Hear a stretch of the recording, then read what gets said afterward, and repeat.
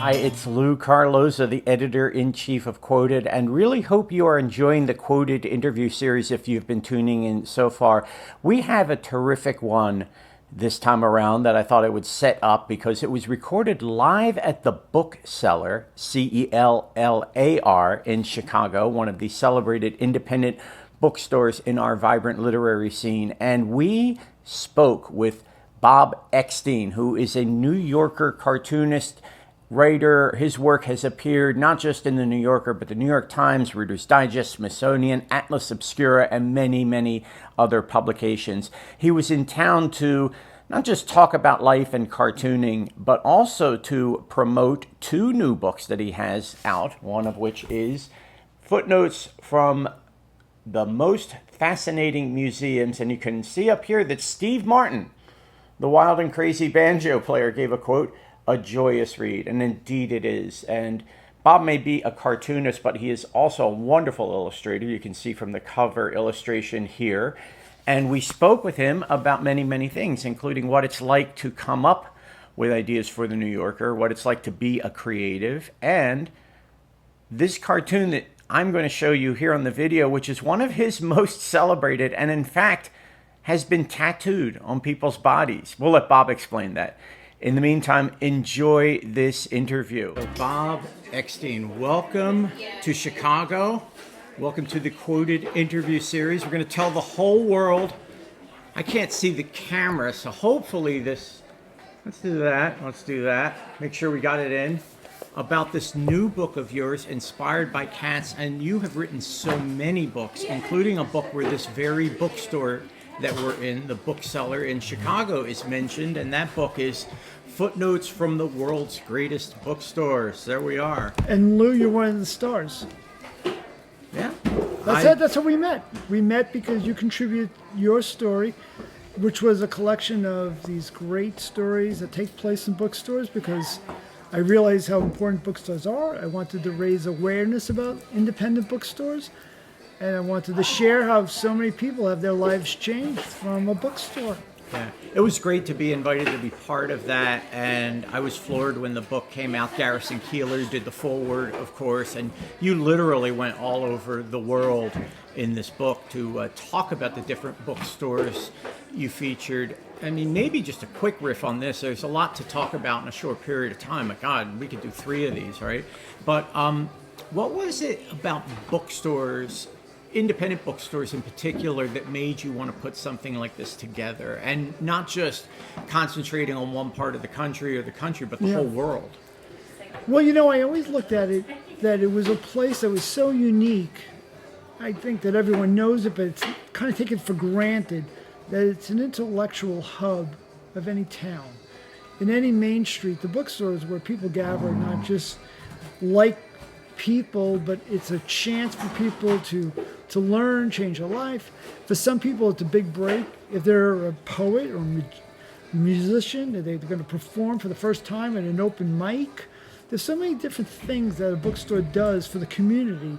And I just thought having a whole book that way, that just was devoted to these bookstores, and also have fun illustrating the books, the bookstores.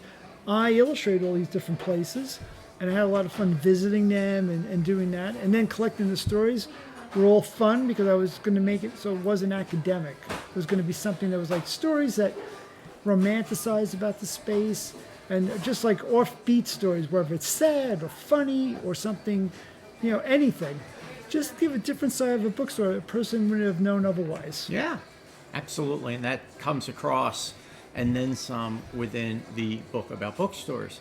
Yeah. Now, the illustrations in this are wonderful. One of the things I mentioned in the introduction is that you, one of your many claims to fame, you are a contributing cartoonist to the New Yorker.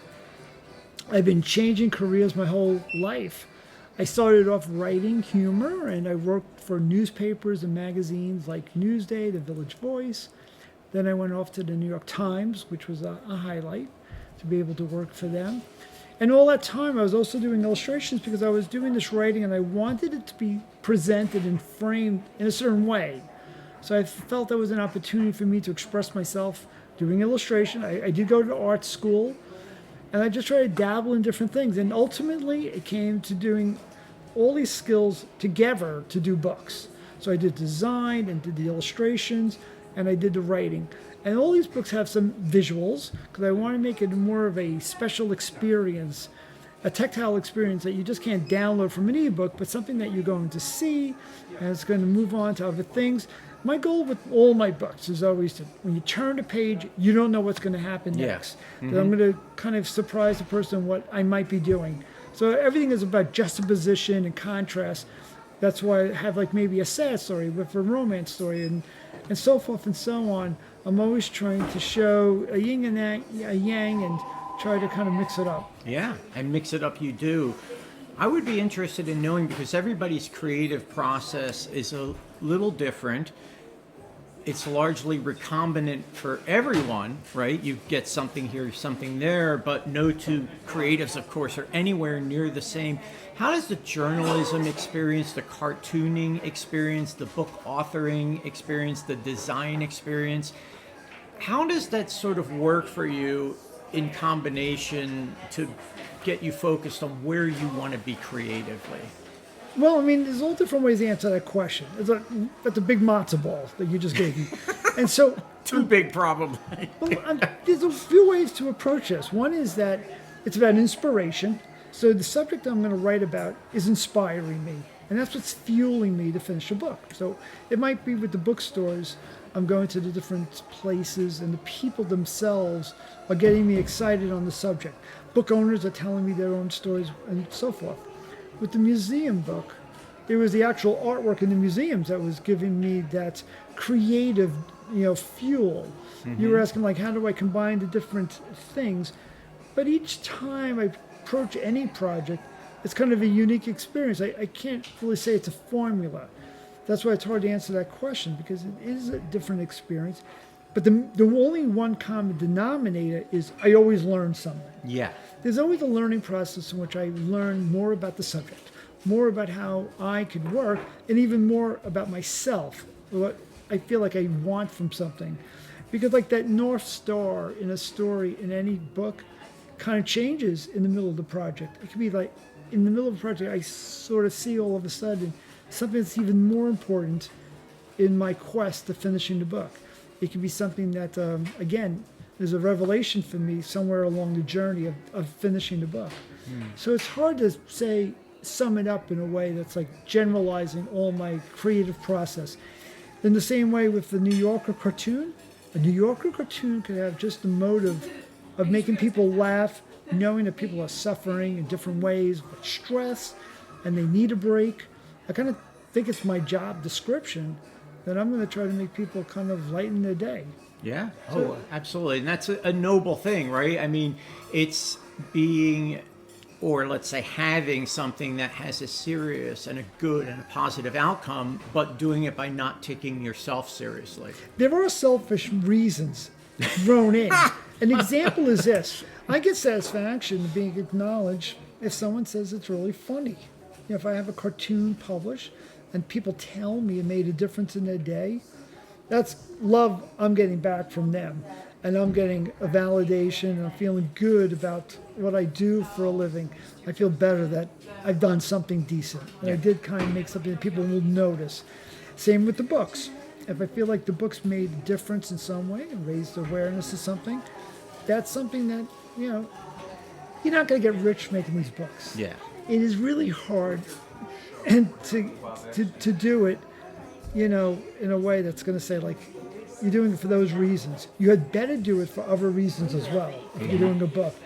And it is for other reasons. I do know it kind of has changed some people's lives in my own little tiny way. Yeah. Can I validate you? I take it. I'll accept it. That cartoon of yours that I saw with the mountain climber with the scrambled Rubik's Cube head meeting the guru who has a solved Rubik's Cube head is one of the coolest things. And I broke out like coffee through my nose when I saw it the first time. And it's, as you know, I think, hanging up in my house.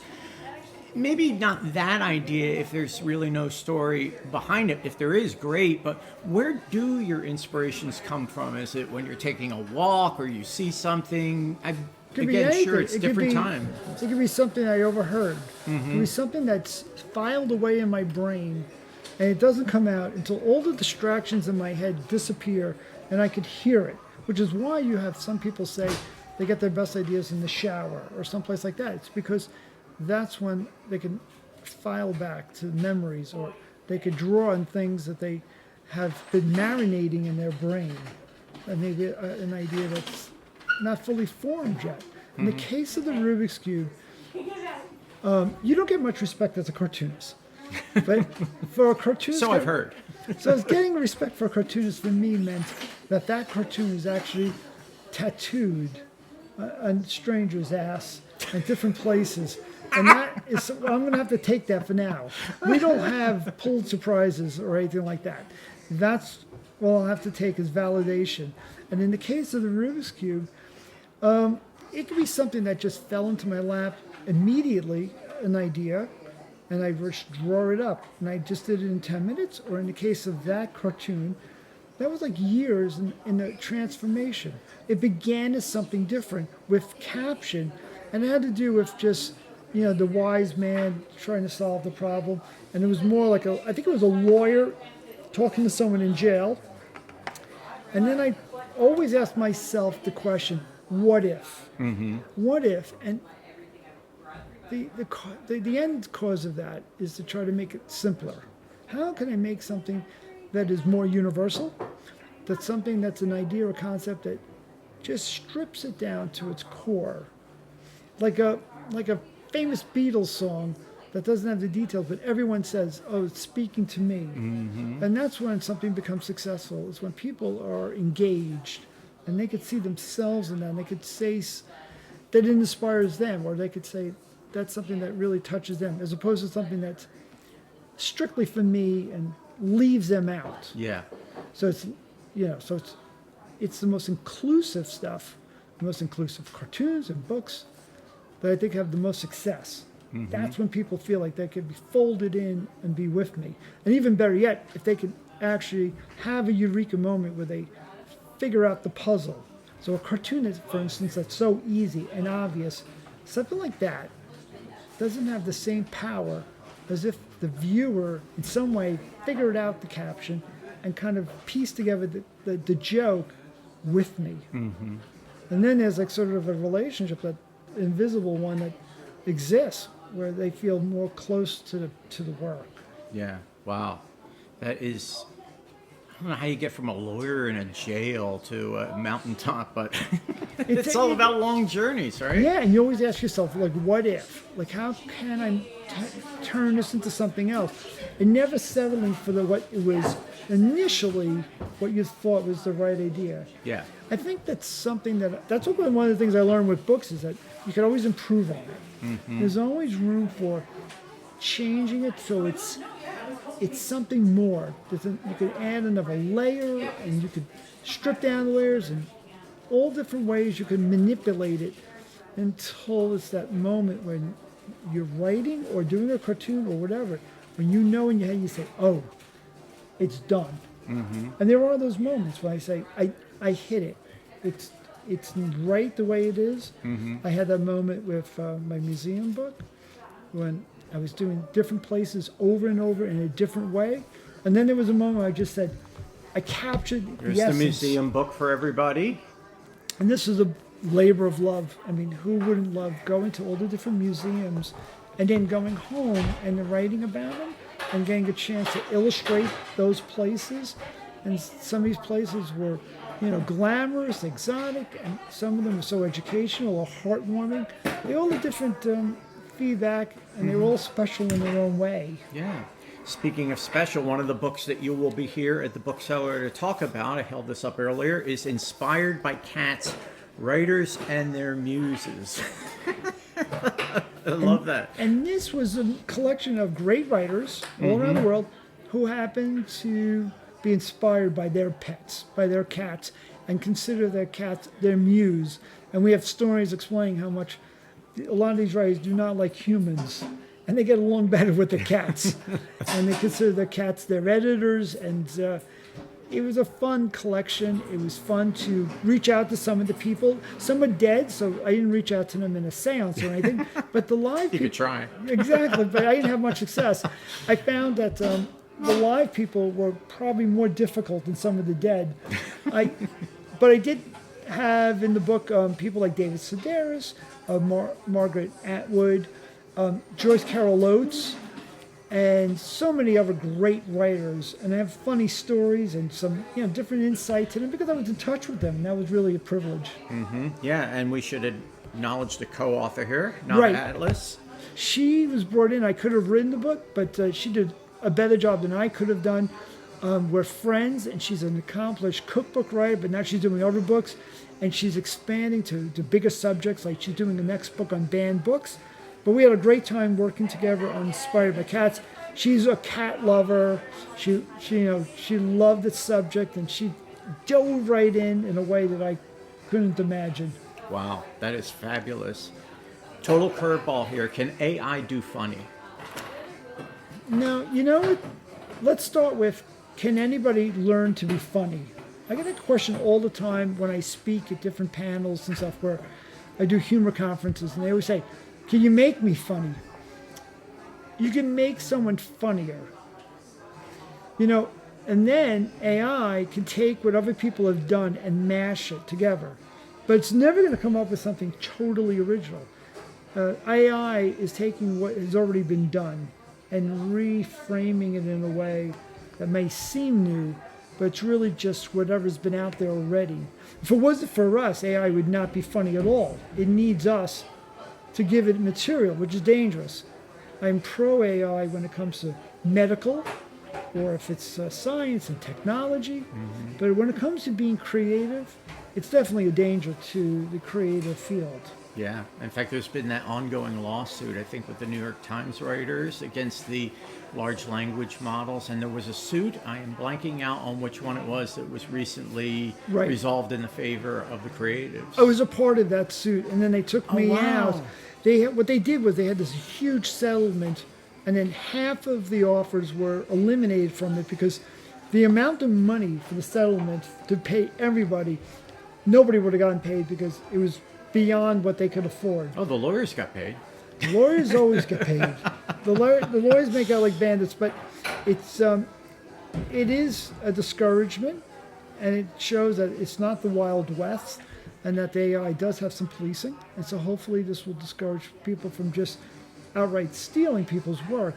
But it is a problem because it's going faster than we could even understand how to slow it down. Yeah. Oh, absolutely. The guardrails aren't there, and it's a runaway train. We're all learning about how fast it's working.